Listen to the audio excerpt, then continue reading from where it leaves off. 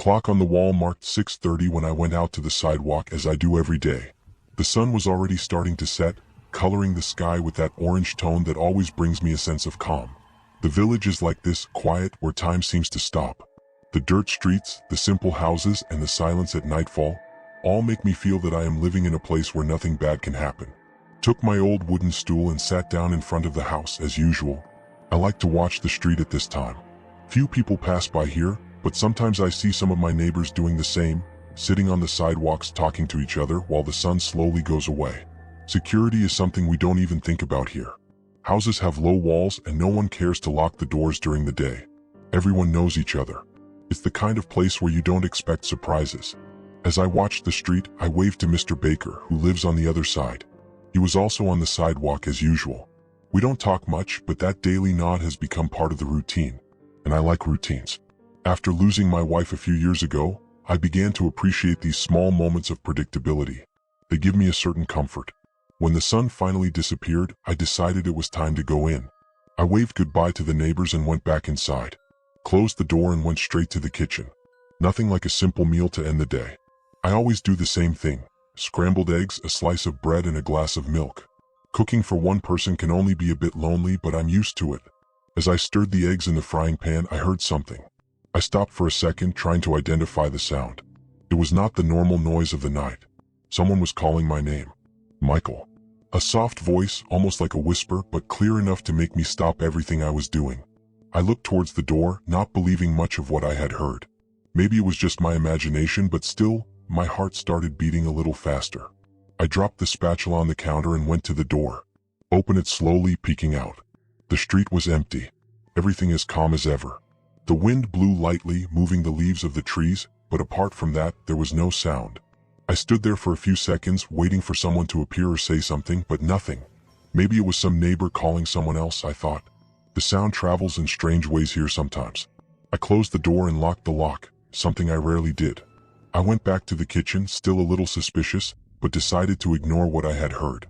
It was probably just my head playing tricks. I was tired after all. The rest of the night went as usual. I had dinner, washed the dishes, and went to my room. When I lay down, that strange feeling still hovered in the air, but I tried not to think too much about it. The village was always quiet. There was no reason to be different now. And with that thought, I fell asleep quickly. Woke up early as always. The sky was clear, and the day seemed to promise the same calm of all others. Made my coffee, put the bread to toast, and sat on the table, letting thoughts wander. The night before, with that voice calling me, it came to my mind, but I preferred not to give too much importance. It must have been some misunderstanding, a joke of bad taste, or even something in my head. The routine followed normally. I went to the grocery store and spent the day talking with regular customers, nothing out of the ordinary. But as the afternoon progressed, I felt a growing discomfort. It was a strange feeling, as if something was waiting to happen again. When the sun started to set, I returned home, already anticipating the time to sit on the sidewalk. Sat in my usual seat and watched the street as I do every day. Mr. Baker was there too as usual. The same few people passing by, the same greetings. Everything looked the same. I held myself to not think about what had happened the night before, but when the light began to disappear completely, a tingle of anxiety arose. I waited until late afternoon as always, and then I went in. Once again, I followed my routine, preparing dinner, scrambled eggs, a slice of bread, and a glass of milk. Everything is the same, everything is quiet. That's when I heard it again. Michael. Same voice. Same soft, almost imperceptible tone. My heart shot. This time I didn't hesitate as much as the night before. I let go of what I was doing and went straight to the door. I opened it quickly, hoping to find someone there. Nothing. The street was empty as before. I stood for a while, trying to understand what was happening. I felt a chill in my spine. I started to watch more carefully. Who knows if there was someone hidden? Who knows if it wasn't some kind of bad joke? I stepped out of the door, looked around, hoping to hear something. But the silence in the village seemed even deeper at that time. It was as if the sound had completely disappeared. I looked at Mr. Baker's house, but he had already entered. The lights of the houses were on, but no one in sight. It was just me in that deserted street. Closed the door, but this time the feeling of discomfort did not disappear so easily. I was standing in the kitchen for a while, trying to find a logical explanation. Maybe I was tired, working too hard, or maybe it was the accumulated stress. But as much as I tried to justify, something didn't fit. I finished my dinner without much appetite, the thoughts still stuck in that voice. Later, when I lay down, I felt that sleep was slow to arrive. The tranquility of the village seemed to have changed, as if something was wrong, something I still could not understand. But I decided to ignore it and try to sleep. After all, everything should be back to normal the next day. Or at least it was what I expected.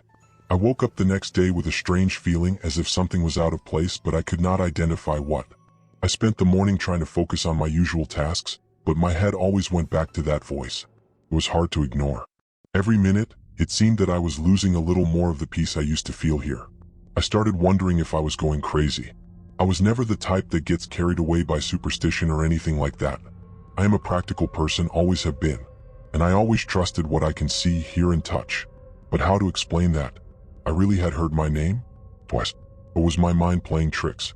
The afternoon passed slowly, almost dragged, as if time was conspiring to keep me trapped in anxiety. I came home with a lump in my stomach, already anticipating what might happen later.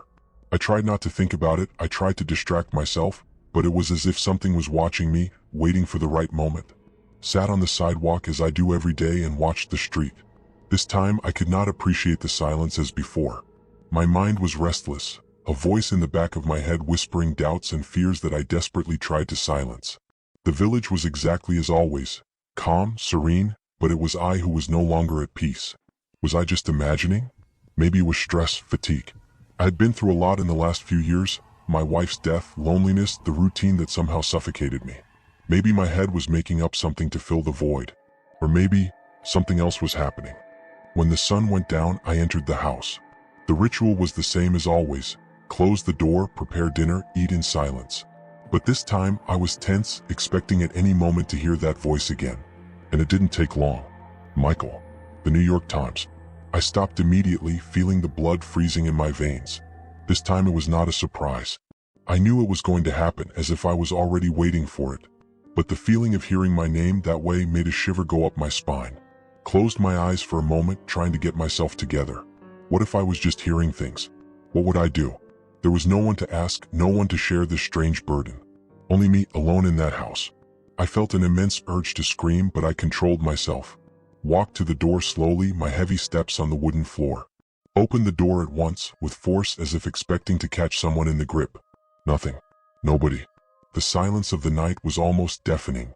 I stood on the doorway, looking at the empty street, trying to find some logic in what was happening. My eyes went through the shadows, but everything seemed normal. The lights of the houses around blinked as usual, the wind blew soft, swaying trees. But inside me, the feeling that something was wrong just grew. I went back inside, but this time I could not calm down. I was walking around the house, not knowing what to do. My mind was in a whirlwind of thoughts. Was I really hearing that? Or was I slowly going crazy? I started to question every detail. Was the sound real or a creation of my exhausted mind? If it were real, who would be doing it? And why? I tried to eat, but the food seemed tasteless. When I finished, I sat in bed, but sleep did not come easy. I lay, staring at the ceiling, revisiting in mind all possibilities. I wanted to believe there was a logical explanation, something simple that I was letting go of. But the more I thought about it, the more confused I became. The voice? Where was it coming from? And why did he call me? Why now? It was then that, for the first time, I wondered if there was something beyond my own mind involved in this. Something I could not see, but that was there. Something waiting to be revealed. Closed my eyes and tried to sleep, but deep down I knew this would not stop here. Woke up from a disturbed sleep, the kind of sleep that does not rest, just drags you through the hours of the morning. There were no dreams, just a constant feeling of being on the verge of something I could not understand. I got up from the bed with a heavy head and tired body, as if I had carried the weight of the whole night. Made my coffee in silence. The sound of the bubbling coffee pot was the only thing that broke the strange silence of the house. I had coffee looking out the kitchen window, watching the street still empty. What once brought me comfort, that morning calm, the familiarity of every detail now seemed distant, almost unrecognizable. As if, suddenly, I no longer belonged to that place. I spent the day in the automatic, fulfilling the usual tasks, but without actually being present. My mind was elsewhere, stuck in that voice, in that name repeated always at the same time. I tried to avoid the subject with the neighbors. They wouldn't understand, and I wasn't willing to look crazy in front of people who had known me forever. But deep down, the doubt began to erode the tranquility I always had. What if something was actually happening? In the afternoon, I came home earlier than usual. A strange discomfort followed me, a feeling that someone was watching me, although the street was as empty as ever. Something in the village atmosphere seemed different. Maybe the silence had changed, or the way the light fell on the houses. Or maybe it was me. Did not know more. Sat on the sidewalk as always, but this time I did not feel peace. Mr. Baker passed by, greeted me as usual, but I noticed something different in his eyes, as if he was watching too much. Or maybe it was just my mind, that no longer trusted even the simplest routines. And then at dusk, the same voice. Michael. The New York Times. It was like a clock. Exactly at the same time. And this time, before I could react, something inside me broke. It was not only the voice, it was not just the fact that I did not find anyone. It was repetition, the meaningless cycle, the constant feeling of being on the verge of something I couldn't see. I got up off the sidewalk, but this time I didn't go to the door immediately. I stood in the middle of the room, listening to the silence around me, the echo of the voice still hovering in the air. Suddenly the house seemed strange. As if the rooms had changed somehow, as if the shadows on the walls were deeper, heavier. I looked around trying to identify what was wrong, but I couldn't. Went to the door, opened it slowly, carefully, almost hoping to find someone this time. Nothing. The street was exactly as before. But something was not right. The silence of the village, which had always been a comforting presence, now seemed oppressive. It was a heavy, dense void. I looked around at the houses and the lights were still on, but I didn't see anyone. Nor did M. Baker. Nor the neighbors who used to go out in the late afternoon. It was as if, suddenly, the world around me had changed and I hadn't noticed. I closed the door, but I could not get away from the feeling that something was watching me. It was not paranoia. I knew there was something there. Something I could not see, but that was present. I sat down to dinner, but could barely swallow the food. Everything seemed tasteless, lifeless. The tension in my chest only increased, and my head seemed a storm of thoughts. What was happening to me? I've always been a logical person. I've always been able to separate the real from the imaginary. But now I didn't know.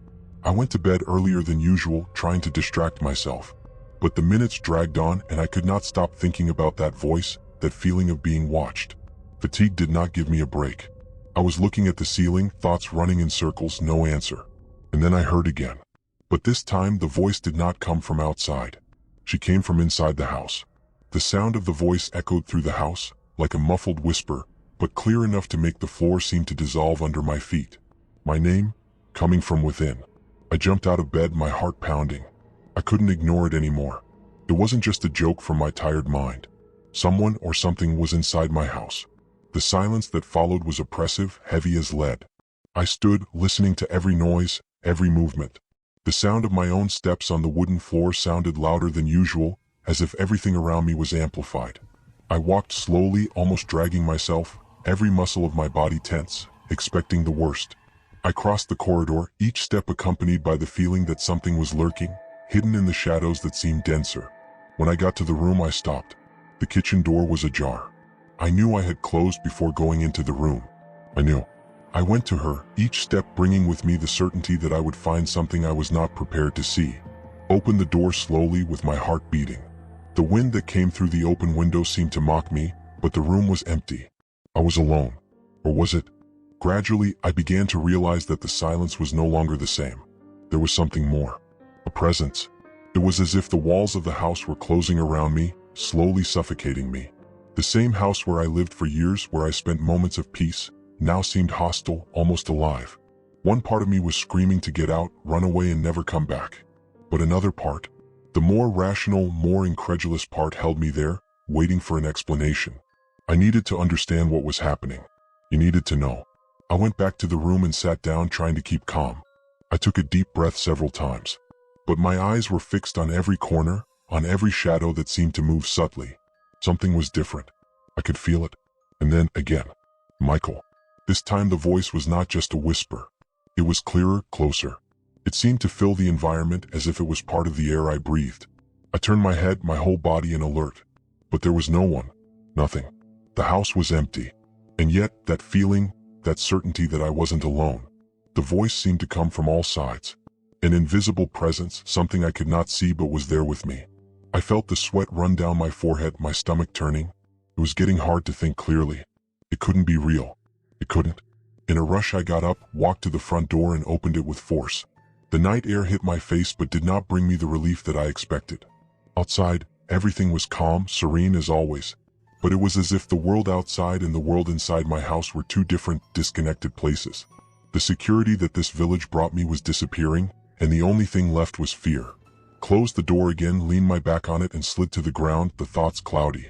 I already knew not what to do. Get out of there? Go away. But where to?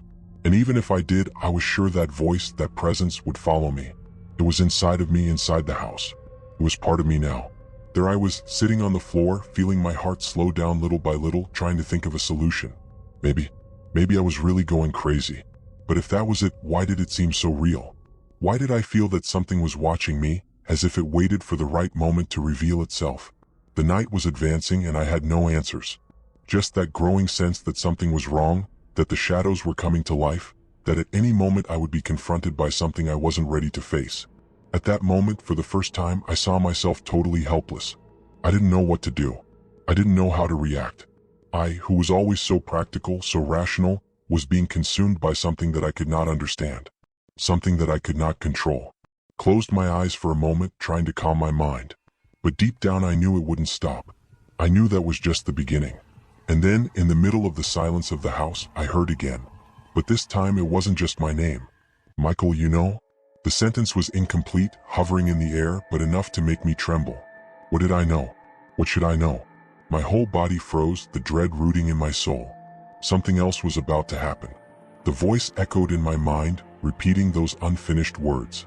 My heart beat so hard that it seemed to want to escape from my chest. You know? What did I know? What else should I know that I had not yet realized? I rose from the ground, still in shock, but the need to find out the truth overcame fear. I looked at every corner of the room as if something could answer me, as if the house itself had the key to the enigma that had become my life. Who's there? I asked, my voice coming out firmer than I felt. Show yourself. The silence answered, but not for long. The lights began to flash as if the electricity was being disturbed. A cold stream of air passed through the room, and a shadow seemed to shake in the corner of the room. My survival instinct shot out and I took a step back but could no longer hide. I had to face it. You know? The voice sounded again, but this time closer, more intense. It was almost like a seductive whisper and at the same time threatening. You always knew. What have I always known? I forced the voice, though my stomach was in a knot. I had no answers, only questions that consumed me. And then, in a flash, it all began to make sense, as if a light had lit up in my mind. I remembered the stories that I heard in childhood, whispers in the corners about disappearances and tragedies that marked the village. The people who never returned, the faces I never saw. The secrets buried under the roots of trees, on the walls of those houses. You can't run away from who you are. The voice was now a storm, and the room around me seemed to be spinning. I fought against vertigo, trying to understand. What did I have to do with all this? It was when the shadow on the wall took shape. An indistinct figure began to outline, without clear traces, but I could feel the intensity of that presence. It was as if a piece of the village, a part of history that I never wanted to hear, had materialized before me. The figure came closer, and the feeling of familiarity hit me like a wave. Remember, Michael. You're part of it. You always were. The fear turned into a whirlwind of emotions. What did it mean? Why couldn't I escape? I tried to seek some answer, something that would free me from the pressure of that revelation, but what was a shelter now became a prison. The house began to shake and the walls seemed to close even more. The air was dense and I struggled to breathe. The figure came even closer, now almost in front of me, and his eyes, or what I thought were eyes, shone in the penumbra. You have a choice, Michael. Face the truth or continue living in illusion. And then I realized that the voice, the presence, was not just an echo of what was happening. It was a part of me, a reflection of my memories, of the stories that were always told in whispers, hidden under the surface of the quiet life I knew. I was part of the village and the village was part of me. Choose, Michael, the voice insisted, now softer. You can fight or accept. In a moment of clarity, I realized that the only way to break this cycle was to face what had always been hidden. Take a deep breath, my chest expanding. I accept, I declared, more to myself than to the figure before me. I accept the truth. And as the words left my mouth, the pressure around me began to dissipate. The figure seemed to merge with the air and the room returned to normal. The wind stopped and silence returned. But inside me something had changed. A new consciousness had been formed. I didn't know what was coming next, but I was ready to face it. That voice that once terrified me now was a call to truth, to deliverance. And even though the answer was not completely clear, I knew that the journey wasn't over. There was something more to discover. And with this certainty, I closed my eyes, letting the darkness surround me, waiting for what came next. The sun set behind the hills, tinging the sky a deep orange as the village prepared for another quiet night. The familiar voices echoed on the sidewalks, and laughter mixed with the sound of crickets. However, something had changed. The calm that before brought comfort now seemed loaded with tension. The nights passed and Michael's routine settled again, but the feeling that something was about to happen hovered in the air. He sat on the sidewalk watching the neighbors talking about trivia, but the connection he felt before with the village was further away. It was as if an invisible mist separated him from the others. At each twilight, he heard that familiar whisper, like an echo in the shadows. "You know?" The voice murmured, now softer, almost like a lullaby, but still gave him shivers. He could never discern where he came from, but he no longer cared. He had accepted the presence and in a way felt freer. One night, while everyone was gathering for a local festival, Michael decided to walk away. The music and dance could no longer hide the restlessness that accompanied him. Walked to the lake that surrounded the village. The reflection of the stars in the water was mesmerizing. He sat on the edge, feet wet, and closed his eyes, allowing the gentle breeze to caress his face. "You know?" The whisper became present again, but now there was a softness in it, a kind of understanding. Michael opened his eyes and looked at the surface of the lake. Something was there beyond comprehension. The water waved slightly, and he saw glimpses of faces, fragments of memories that were not his own but felt deeply. He smiled, finally understanding. "I am part of it," he muttered, and the surface of the water responded with a gleam as if in agreement. The voices of the village remained at a distance, but the truth was now rooted in him. He had become part of the story that had always been present, and as he looked at the lake, he felt he was not alone. Fear had given way to a serene acceptance. Michael stood up, gazing at the starry sky. The whisper became a song, an invitation to discovery. He did not know what the future held, but was prepared to face it. With a last look at the lake, he stepped into the light of the village, knowing that his journey had only just begun. And in the background, the voice whispered one last time, "Welcome back." In the small village of Elder Grove, where trees intertwined over cobbled streets, the sun rose slowly, lighting wooden houses that seemed to whisper stories from generations. The sound of birds singing filled the fresh morning air, but there was a strange stillness, as if the village itself were holding its breath. It was a day that promised to be like so many others, but the inhabitants knew that something was about to change. Harold Thompson, the village mayor, was an iconic figure. With his well-combed gray hair and a warm smile, he walked the streets as if at home. He greeted each person by name, stopped to ask about the health of grandparents, and always had wise advice to offer. To the villagers, he was more than a leader. He was a friend, a father, a pillar of hope. That morning, Harold was preparing for an event that promised to unite the community. The annual spring festival, where flowers were planted and stories were told around the campfire. He left home with a light heart, ignoring the slight pain in his chest that had felt in the last days, convinced that it was just the stress of his responsibilities. As the day progressed, the village began to fill with laughter and smiles. Children ran in circles, their faces lit up by expectation. Adults prepared food and decorated the central park with colorful ribbons and flowers. But deep down, everyone felt an unexplained restlessness, a shadow that hovered over the festival. What no one knew was that the day that should be of celebration would become Harold's last. When night fell, the fire crackled and stories began to flow. Harold came up on the improvised stage, his eyes shining with the love he felt for his village. He spoke about the importance of unity, friendship, and mutual care. His words were like a warm embrace, involving all present in a feeling of belonging. But as he spoke, his hand instinctively moved towards the chest, and a blow of pain pierced his body. He smiled, but the brightness in his eyes began to fade. At the moment the last story was told, Harold said goodbye with a wave of his hand and a tired smile. The villagers began to disperse, but he stood there for a few more moments, watching the joy around him when a sudden silence fell on the village. A cry echoed in the night and the world stopped. Harold's body collapsed on the ground, and life in Elder Grove changed forever. The next morning, the village woke up in a dense fog. The flowers that had been planted seemed faded, as if the sun itself had hidden. The people gathered in the square, their faces pale and gloomy, while the horror of loss enveloped them like an invisible current. Harold was no longer there. In the days that followed, the village plunged into a deep mourning. The flags were placed at half-mast, and at each corner there was a picture of Harold with a candle lit on the side. The residents, now with their eyes clouded, passed through their daily lives in a state of torpor, as if Harold's essence was still among them, but in a shape that kept them imprisoned in the past. Elder Grove would never be the same.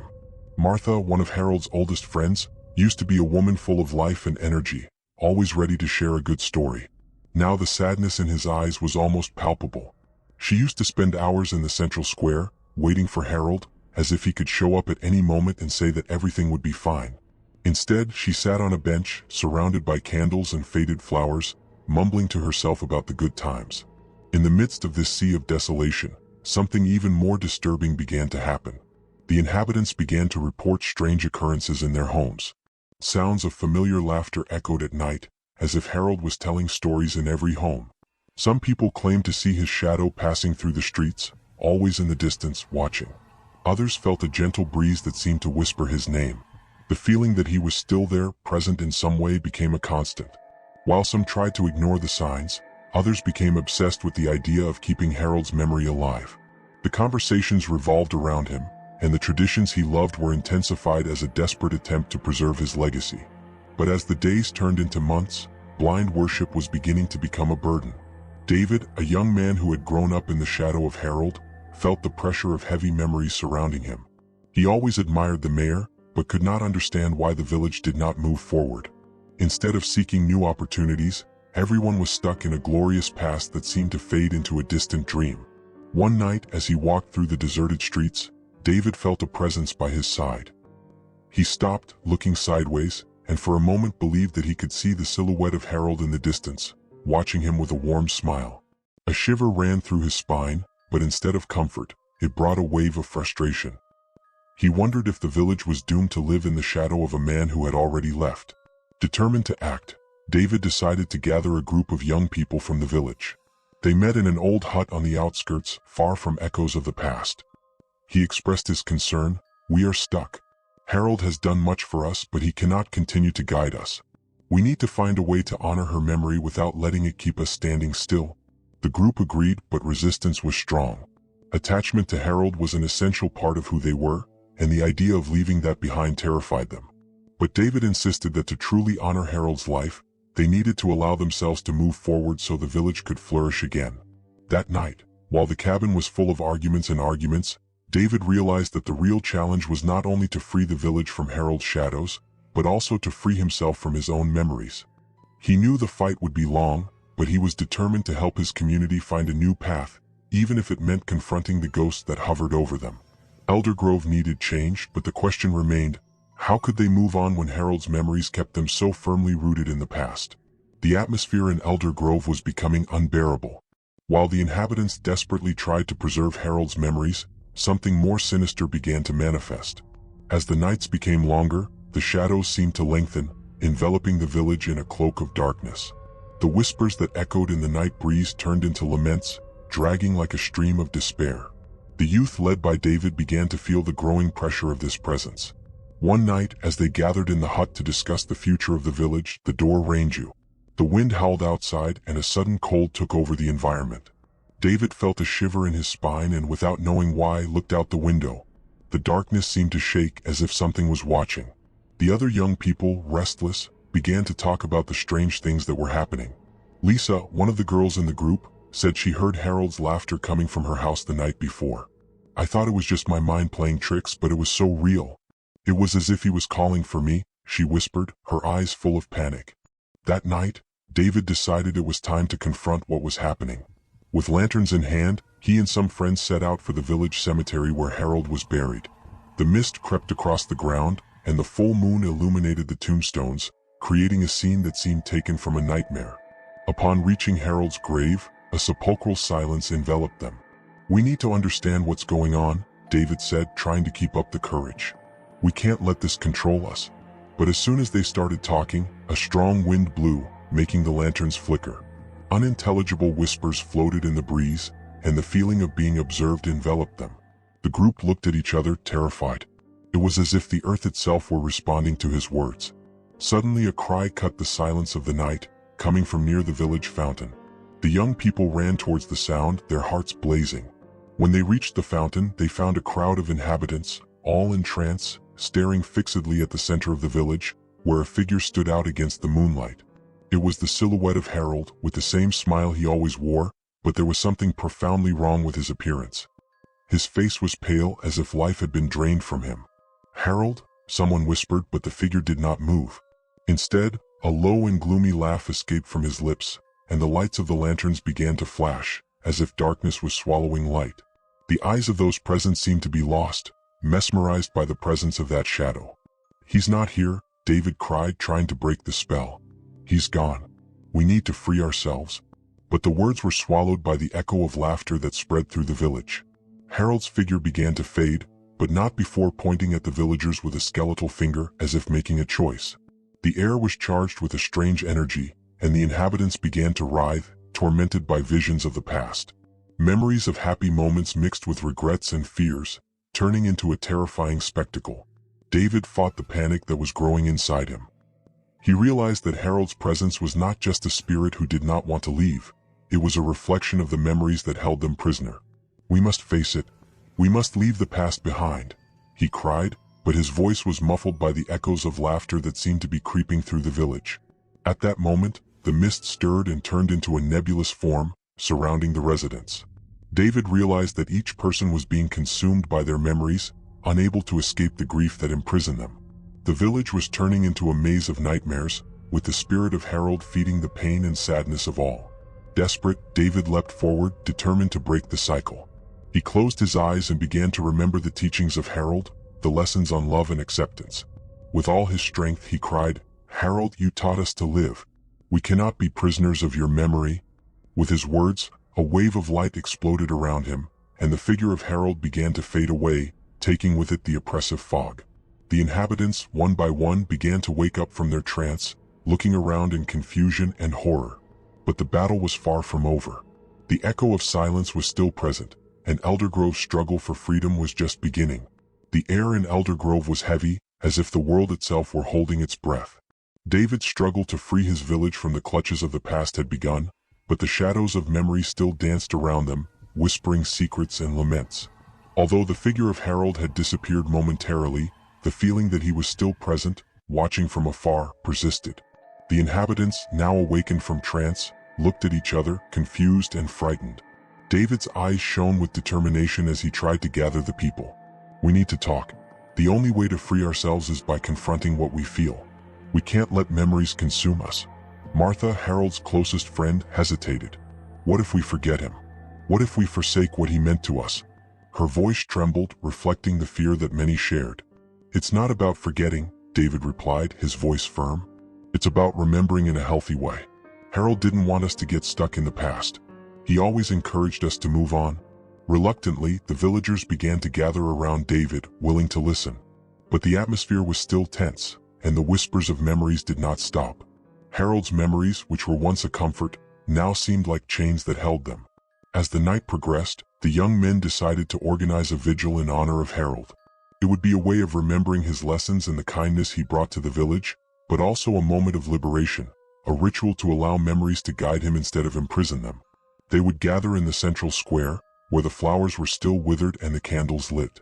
That night, the sky was clear, and the moon shone brightly, as if watching the village in its moment of vulnerability. As the inhabitants gathered, the tension in the air became almost palpable. The environment was full of conflicting feelings: love, pain, longing, and above all, fear of the unknown. The vigil began with a circle of people holding candles, each sharing their memories of Harold. The heat of the flames illuminated their faces, and the words of affection mixed with tears. But as more people spoke, the wind began to blow stronger, and the flames of the candles flickered, as if something was about to happen. David, feeling the weight of responsibility, asked everyone to focus on positive memories, on the lessons Harold taught them. "We must honor him by letting go of what imprisons us. Let's do it together." However, as he spoke, the nebulous figure of Harold began to materialize before him, emerging from the shadows like a mirage. The smile that once brought joy was now a mask of pain and anger.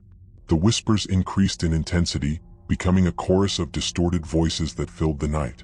"Why don't you want me here?" the figure of Harold asked, his voice sounding like a distant echo. I'm part of you. Without me, you are nothing. The villagers backed away terrified. David felt his heart speed up, but remembered his convictions. We are all that you taught us to be, Harold.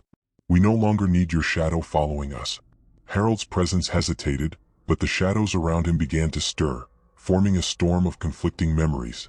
The memories of happy moments mixed with regrets and sadness, creating a whirlwind of emotions that threatened to swallow everyone. With a cry of determination, David advanced toward the figure, holding his candle firmly. We choose to live, and that means accepting the pain and loss. You always taught us to move on. As his words went through the darkness, the light of the candle seemed to shine more brightly, and the shadows around Harold began to dissipate. The spirit hesitated, and the inhabitants, inspired by the courage of David, began to unite, raising their sails and shouting in unison, "We are free!" The light of the community began to dim the darkness, and Harold's figure faded into a burst of light, leaving behind a soft echo of laughter and love. The whispers in the night became a distant chant, turning into a soft melody that enveloped the village. With the confrontation over, David and the villagers embraced each other, relieved and exhausted. They understood that although the loss of Harold could never be fully overcome, life continued, and the true homage to him would be to live fully, honoring his lessons as they allowed the future to unfold. But as the flames of the candles began to fade, a shadow still seemed to hover over Eldergrove, as if the echo of silence was still awaiting its moment. With the light of the candles still flickering in the central square of Eldergrove, a new feeling began to spring up among the inhabitants: hope. Harold's figure, who had been a burden for so long, was now remembered with affection and respect, but the feeling that the battle had not yet ended hovered in the air. David felt that despite the temporary triumph, the shadows could return at any moment. In the days following the vigil, the village began to rise again. Residents joined in projects to revitalize Eldergrove. The square, which before seemed deserted, now vibrated with the laughter of children and the sound of hammers and tools. The flowers were replanted, and the old fountain gained a new painting, but even so, the climate of uncertainty never completely dissipated. One night, David was sitting on the porch of his house, watching the stars. The moonlight was shining in the sky, and he felt a mixture of peace and restlessness. What had really happened at that vigil? The figure of Harold had disappeared, but what if he returned? The memories could well turn into a new nightmare. During this reflection, a gentle breeze blew, bringing with it a familiar whisper. David was alert. He knew that voice. David, echoed in the wind as if his name was called. He stood up abruptly, looking around. Harold's presence seemed to be back, a shadow lurking on the edges of his mind. The next morning, David gathered the young people again. I cannot ignore the whispers. We must prepare for what may come. What we faced that night may not be over. The young people agreed, and together they decided to organize an event the next day, a festival of memories, where they could share not only Harold's fond memories but also discuss his anxieties about the future of the village. The festival would be a time of healing, but also a way of confrontation, not to let fear dominate them again. The day of the festival arrived and the atmosphere was electric. The colorful tents decorated with flowers and ribbons brought life to the square, and the smell of homemade food filled the air. Local musicians played cheerful songs, and the children ran in circles, laughing and playing. But as the night approached, a dense cloud of clouds began to form in the sky, obscuring the moon. As the festival began to turn into a celebration of life, music stopped abruptly. A cold wave ran through the square, and laughter gave way to murmurs of confusion. The nebulous figure of Harold appeared in the center of the square, but this time, it was more intense, more real. The eyes, once full of joy, were now empty, as if sadness had turned into a silent cry. "You can't forget me?" Harold's voice echoed, reverberating through the walls of the houses. "I am part of you. Without me there is no past, and without past there is no future." The sight was so terrifying that many inhabitants backed away, fear stamping on their faces. David, however, did not let himself be shaken. He went ahead, determined to face this new manifestation.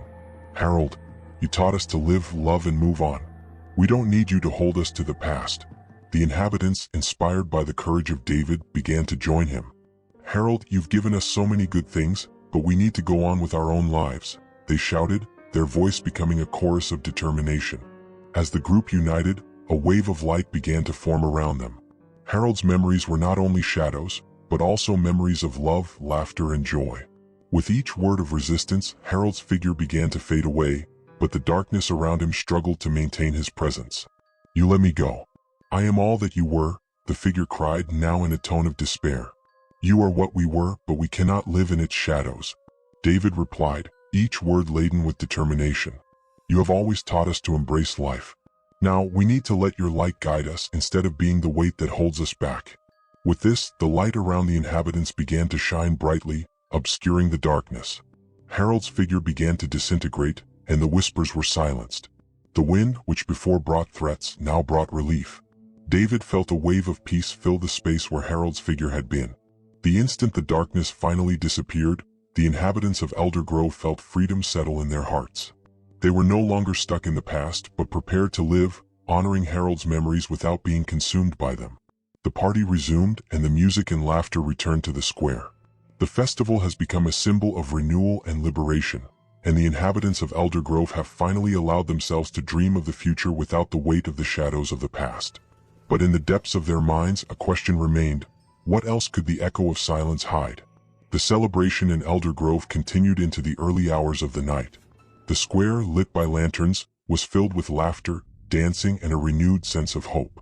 David watched his friends and neighbors, all united in a spirit of renewal, and smiled, relieved to see the village rise from the ashes of pain and grief.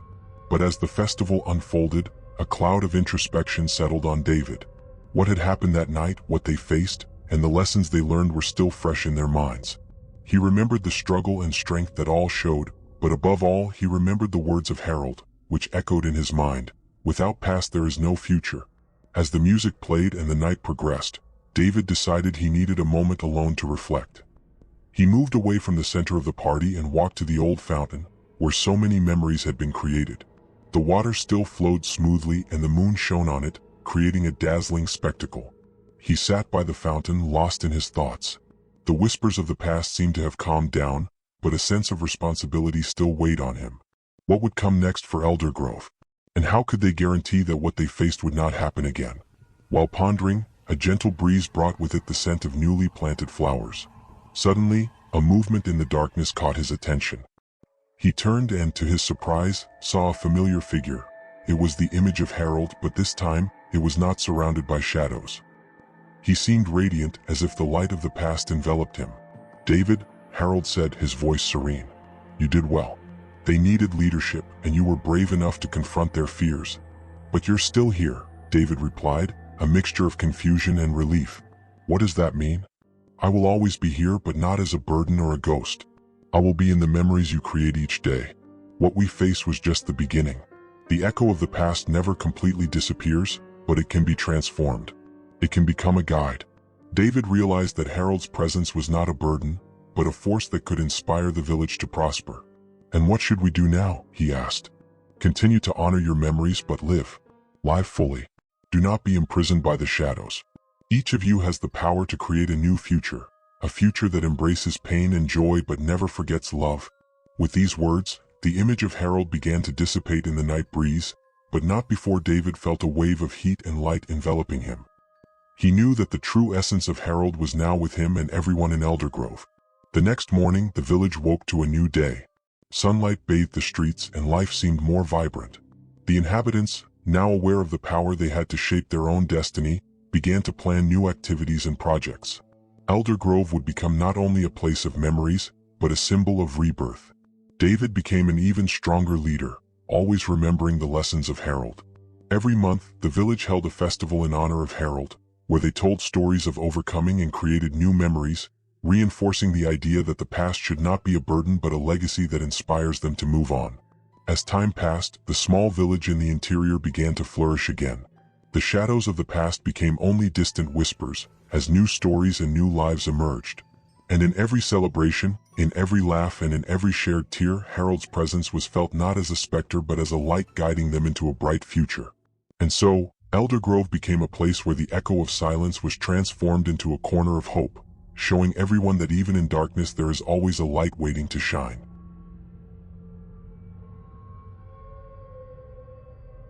It was raining lightly when Tom Harding arrived in the small town of Ashton Valley, a village hidden among hills and dense forests in the interior of the country.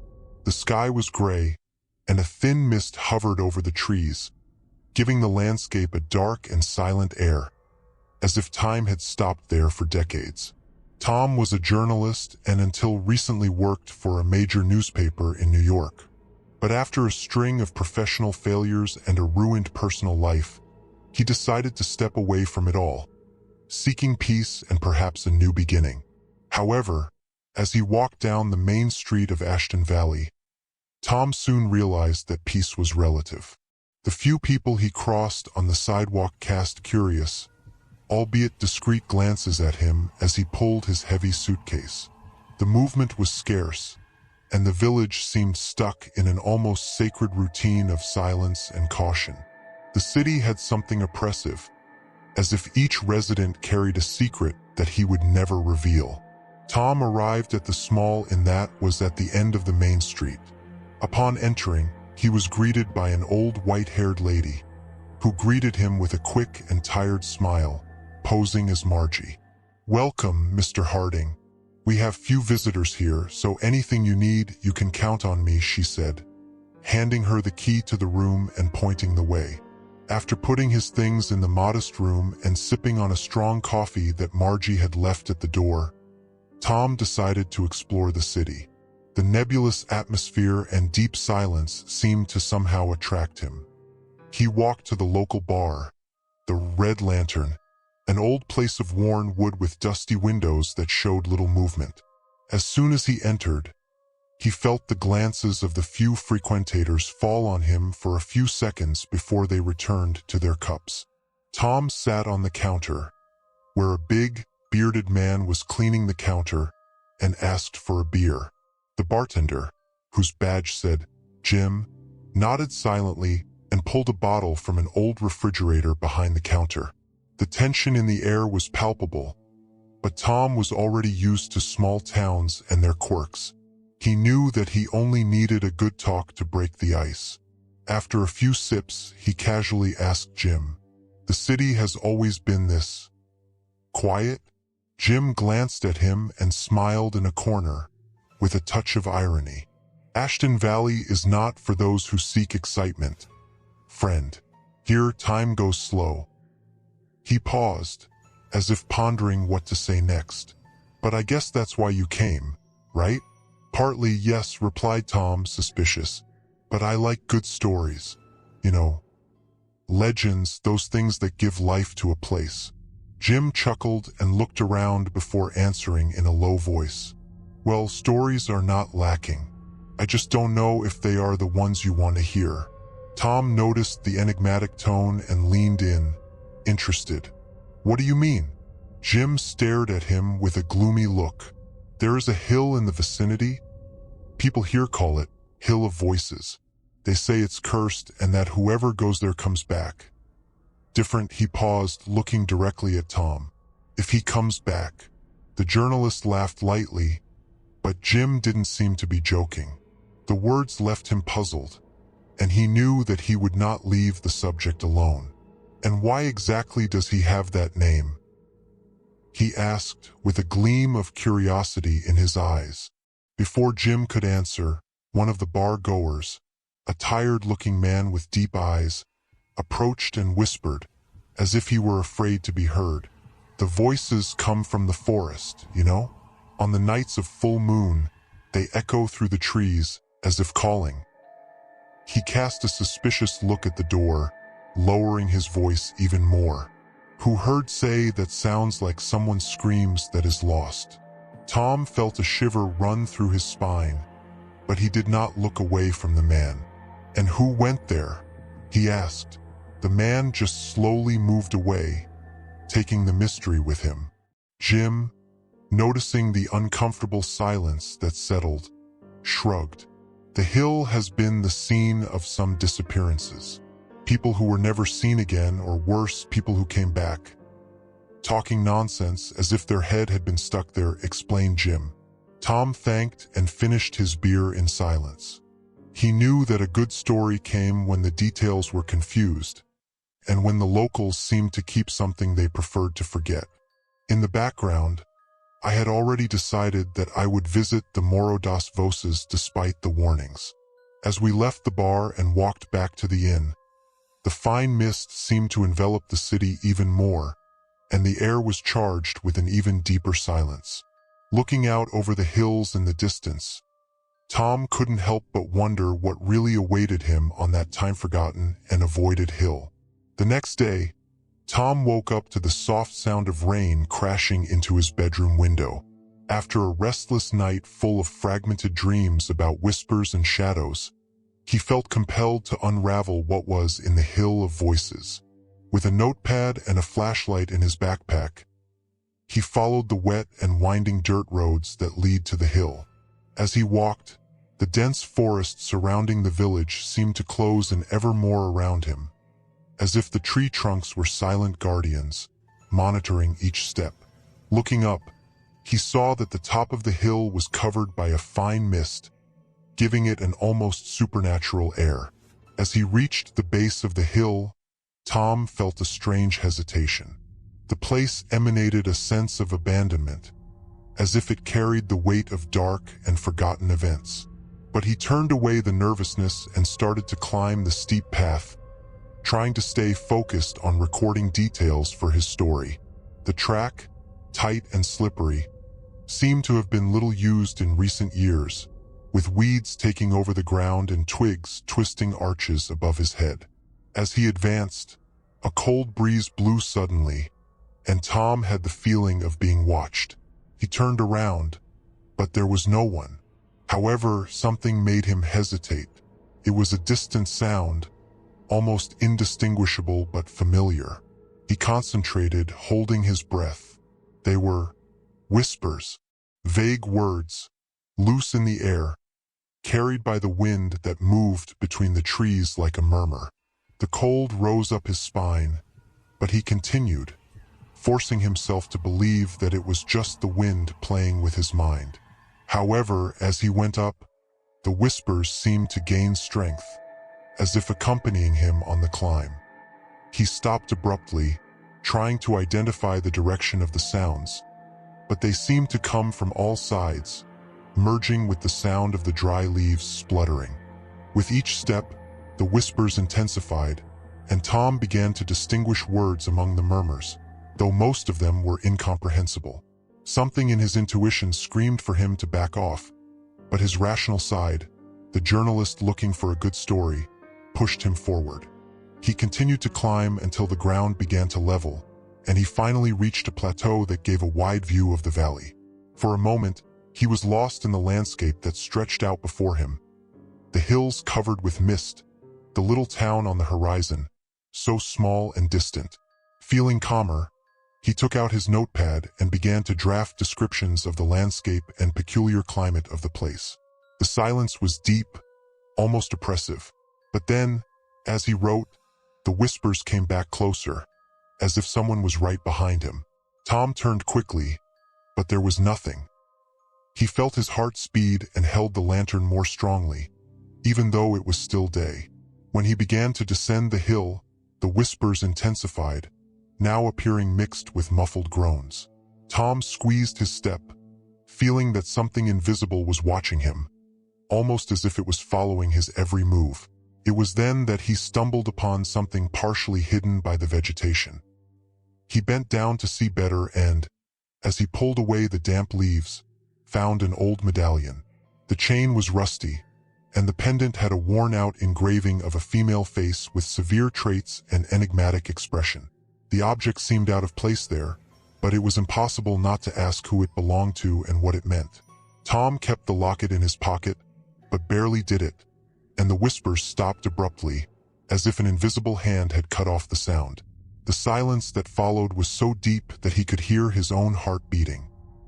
He began to descend the hill hastily, feeling a heavy presence on his shoulders, as if something wanted him to leave as soon as possible. As he reached the base of the hill, he let out a relieved sigh and looked back.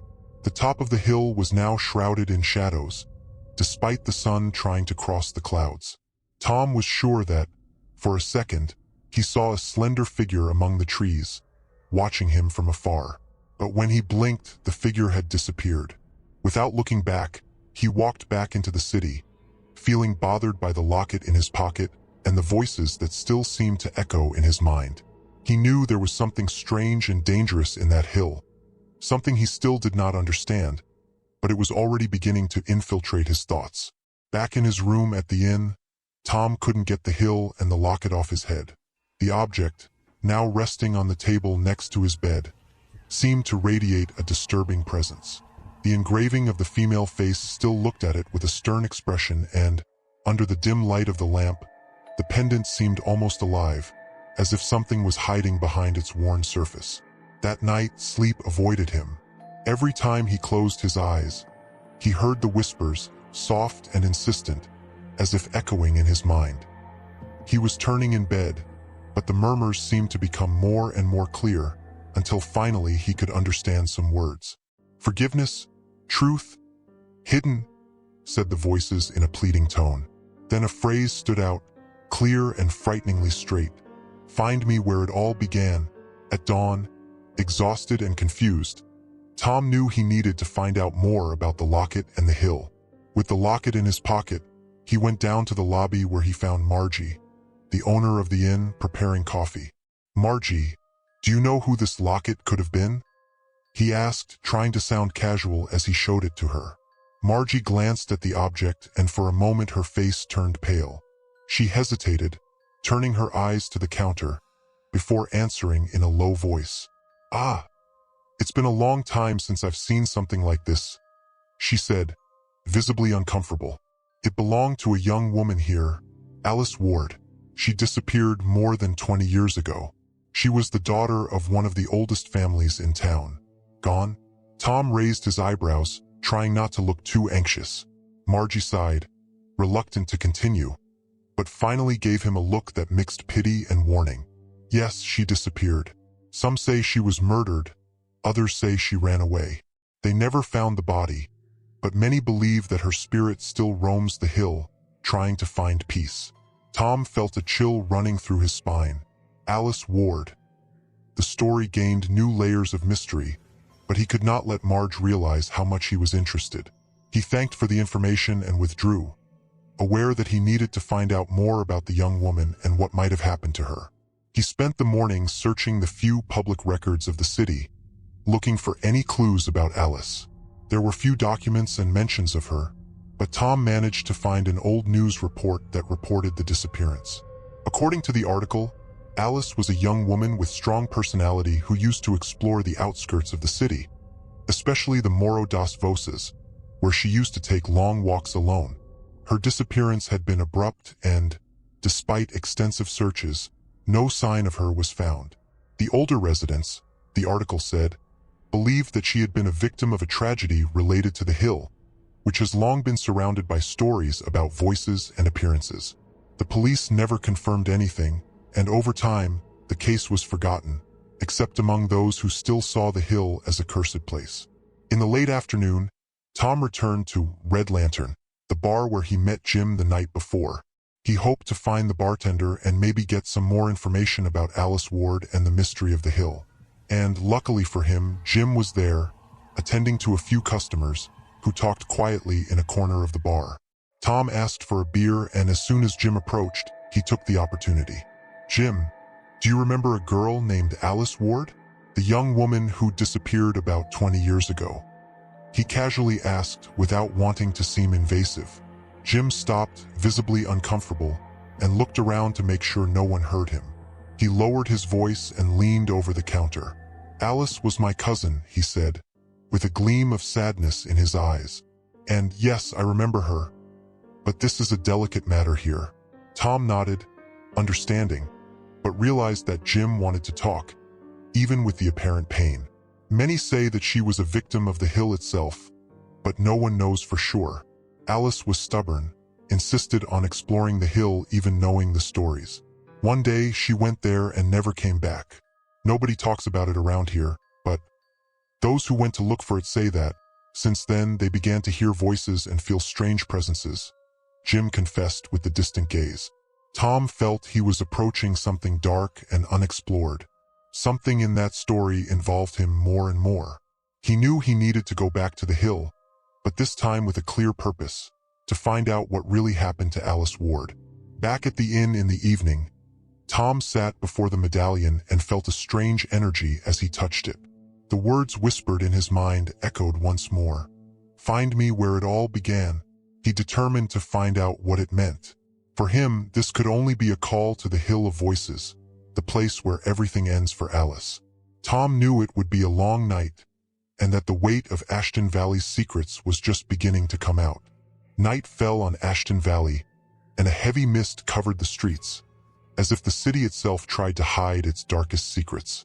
Tom was prepared to return to the Hill of Voices, this time not just as a journalist, but as someone guided by a strange force. The locket in his pocket seemed to pulse against his chest, and the whispers in his mind were increasingly insistent, repeating the call. Meet me where it all began. With a flashlight, a recorder, and the locket in his pocket, he began his lonely walk towards the hill. The darkness around him was so dense that he could barely see the outlines of the trees that lined the path. As he went up, the whispers came again, but this time more clearly, and Tom could almost swear that he could distinguish a young woman's voice from them. Alice? He muttered, feeling a shiver go through his body. The voices answered with renewed intensity, and he had the impression of hearing something like, "Help me." Arriving at the plateau where he will find the medallion, he felt a change in the air, as if the environment was watching him. The fog was rising up the hill, enveloping it in a suffocating atmosphere, and Tom could see only a few meters ahead. With the flashlight, he swept the place, trying to find any additional clues. Suddenly, the flashlight blinked and went out. Tom shook the device, frustrated, but realized that even without the light, a strange bluish clarity illuminated the environment around him. It was a cold, almost ghostly light that seemed to emanate from the ground itself. Frightened but curious, he followed the light that led him to the center of the plateau. On the ground, under the bluish light, he saw an old rock well covered with moss and roots. The well, half hidden by vegetation, seemed forgotten by time, but had a peculiar air that attracted him irresistibly. Tom approached cautiously and looked inside. The inside of the well was dark, an impenetrable void, but the whispers now echoed from within, as if the well were a portal that connected the present to some place lost in the past. As he faced the darkness, he heard a subtle sound, almost like a breath coming from the bottom of the pit. Then a distinct murmur resounded, and he heard clearly a voice whispering his name. Tom, stunned, he took a step back, but something impelled him not to move away. With trembling hands, he picked up the medallion and held it over the well. Suddenly, an image came to his mind, like a memory that did not belong to him. He saw a young woman with long hair and determined look, Alice Ward, with the same medallion hanging around her neck. She was near the well, looking at something on the ground, as if she was about to reveal a secret. The vision disappeared as fast as it came, and Tom found himself alone again before the well. But now he had an uncomfortable certainty. The disappearance of Alice Ward was somehow connected to that place. It was as if the well was the key to unravel the mystery. He felt a sudden urge to descend the well, but an invisible force seemed to hold him, almost as a warning. It was then that he felt something cold in his hand. The medallion was inexplicably cold, almost like ice, despite the mild weather. He backed away, frightened, but at that moment a low laugh echoed through the surrounding fog. The laughter was distorted, evil, as if something was enjoying its fear. Desperate, Tom turned around and ran down the hill, not looking back. The sound of laughter accompanied him, mixed with whispers and moans that now seemed to come out from all directions.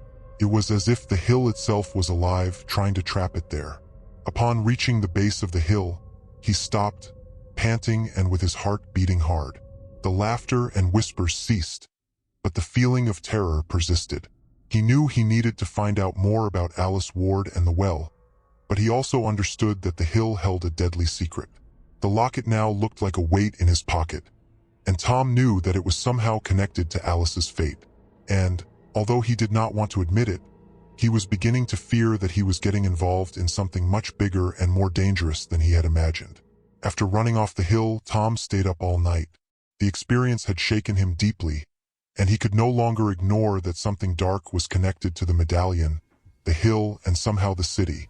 However, curiosity, and perhaps a certain need for justice by Alice, pushed him to continue. He needed more information about what had happened to her and if anyone in town would know the truth. The next morning, Tom decided to visit the archive of the small city library. Ashton Valley, like so many ancient cities, kept detailed records of its inhabitants and significant events. He spent hours sifting through old newspapers, meeting minutes and local documents until he found something that stopped him. A newspaper dated 2 decades ago which mentioned a public ceremony in honor of Alice Ward.